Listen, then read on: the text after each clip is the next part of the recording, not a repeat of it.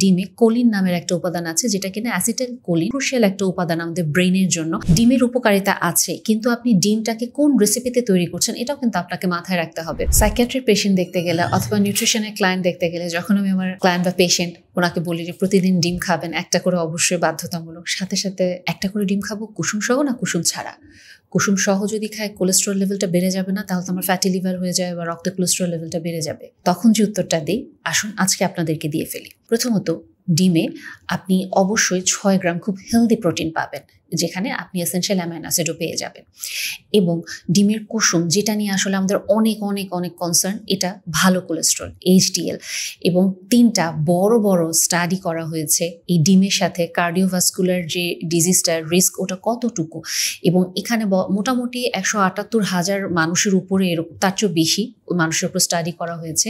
এবং 3টা, আবারও বলছি, বড় বড় স্টাডি। এবং ওখানে এটা দেখা গিয়েছে যে আপনি যদি প্রতিদিন একটা করে ডিম খান, ওটা কখনোই আপনার হার্টের উপরে বা আপনার লিভারের উপরে বা আপনার রক্তে কোলেস্ট্রল লেভেল বাড়ানো, এগুলো কোনো ঝুঁকি আসবে না। তার মানে আপনার হৃৎপিণ্ড বলেন, আপনার লিভার বলেন, আপনার ব্লাড কোলেস্ট্রল লেভেল সব কিছুই নিরাপদ থাকছে। এবং আরও যে জিনিসটা আমাদেরকে জানতে হবে, কেন আমি আমার সাইকিয়াট্রিক পেশেন্টদেরকেও বলি, কারণ হচ্ছে ডিমে কোলিন নামের একটা উপাদান আছে, যেটা কিনা অ্যাসিটাইল কোলিন, খুব ক্রুশিয়াল একটা উপাদান আমাদের ব্রেনের জন্য, আমাদের মেমোরি ফর্মেশন বা লার্নিং এর জন্য খুব উপকারী। কাজে আমাদের ব্রেইন হেলথের জন্য এটা অবশ্যই দরকার। এবং বেশিরভাগ ক্ষেত্রে কমন কিছু কমপ্লেইন আমরা ফেস করি, আমি ইদানিং সবকিছু ভুলে যাচ্ছি।